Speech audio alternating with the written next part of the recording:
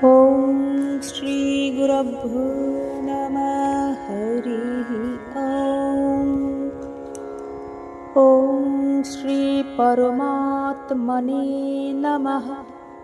श्रीमद्भगवद्गीता अथ चतुर्थोऽध्यायः।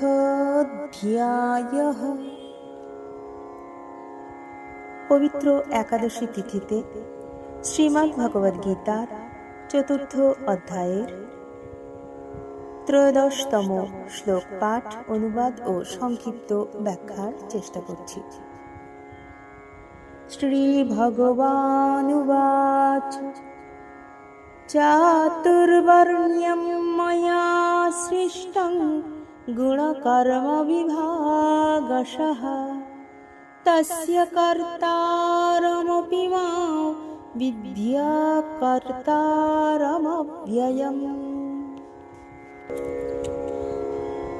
শ্রী ভগবান বললেন, আমার দ্বারা গুণ এবং কর্মের বিভাগ অনুসারে 4টি বর্ণের রচনা করা হয়েছে। যদিও আমি এর স্রষ্টা, তবু তুমি জেনো যে আমি কর্তৃত্বহীন ও পরিবর্তনহীন। চাতুর্বর্ণ্যং ময়া সৃষ্টং গুণকর্ম বিভাগশঃ। পূর্বজন্মের কৃতকর্ম অনুযায়ী জীবের সত্ত্ব, রজ ও তম এই 3টি গুণের তারতম্য থাকে। সৃষ্টির সময় ভগবান এই সমস্ত গুণ এবং কর্ম অনুযায়ী ব্রাহ্মণ, ক্ষত্রিয়, বৈশ্য ও শূদ্র এই 4টি বর্ণ সৃষ্টি করেন। এদের নিয়েই এই সমাজ ব্যবস্থা প্রত্যেক সমাজেই আছে। মানুষের প্রবণতা ও সামর্থ্য অনুযায়ী, তাদের গুণ ও কর্ম অনুযায়ী এইগুলি সূচিত করে কোন লোক ব্রাহ্মণ, ক্ষত্রিয়, বৈশ্য অথবা শূদ্র। একই পরিবারের সন্তানগুলি যে কোনো বর্ণেরই হতে পারে। একজন সেনা বিভাগে যেতে পারে, একজন ব্যবসায় নামতে পারে, একজন কৃষিতে, একজন বা শ্রমসাধ্য কাজে। এইভাবে দেখা যায় লোকে নিজ নিজ মানসিক প্রবণতা বা গুণ অনুযায়ী বিভিন্ন কর্ম বা কাজ বা বৃত্তি গ্রহণ করে। এতেই দেখা যায় কতটা ব্যক্তি স্বাতন্ত্র্য রয়েছে। যার যেমন কাজ পছন্দ তার তা করবার স্বাধীনতা রয়েছে। এই বিষয়ের ওপর শ্রী ভগবানের উক্তির এই হলো মূল অর্থ। 4টি বর্ণের সৃষ্টি আমি করেছি। এই কথায় ভগবানের এই ভাবও পরিস্ফুট হয় যে প্রথমত জীব তাঁর অংশ এবং দ্বিতীয়ত তিনি সমস্ত প্রাণীর সুহৃদ। তাই তিনি সর্বদা তাদের মঙ্গলের দিকেই লক্ষ্য রাখেন। এর বিপরীত জীব দেবতার অংশ নন এবং দেবতাগণও সকলের সুহৃদ নন। অতএব মানুষের কর্তব্য হল নিজ বর্ণ অনুযায়ী সমস্ত কর্তব্য কর্ম দ্বারা তাঁরই উপাসনা করা। তস্য কর্তারমপি মাম বিদ্যা কর্তারমব্যয়ম। এখানে অকর্তারম পদটি কর্ম করলেও কর্তৃত্বাভিমান থাকে না, এই কথা বলার জন্যই উল্লেখিত হয়েছে। সৃষ্টি, পালন, সংহার ইত্যাদি সমস্ত কর্ম করেও ভগবান ওই কর্মগুলি থেকে সর্বতোভাবে অতীত ও নির্লিপ্তই থাকেন।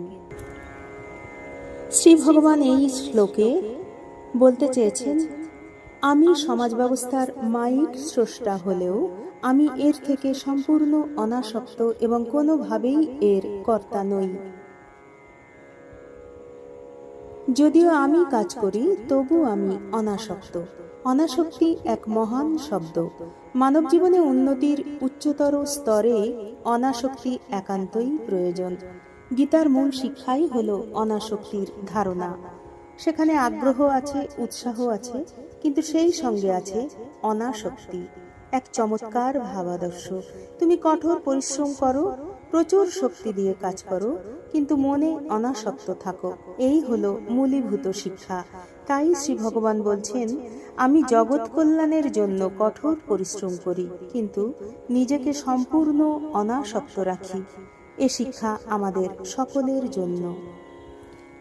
মন অনাসক্ত থাকলে তুমি আরো ভালো কাজ, আরো সৃজনশীল কাজ করতে পারবে। আসক্ত মন থেকে সৃজনী শক্তি আসে না, কেবল অনাসক্ত মন থেকেই তা পাওয়া যায়।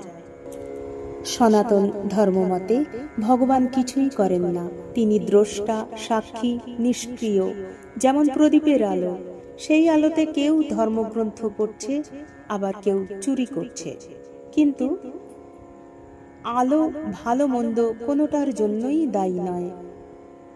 তাই বলছেন ঈশ্বর অকর্তা, অথচ তিনি আছেন বলেই সবকিছু হচ্ছে।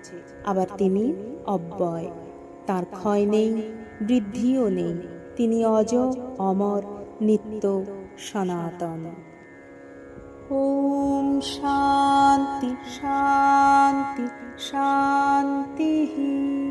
হরি ওম তৎসৎ। ওম শ্রীকৃষ্ণার্পণমস্তু।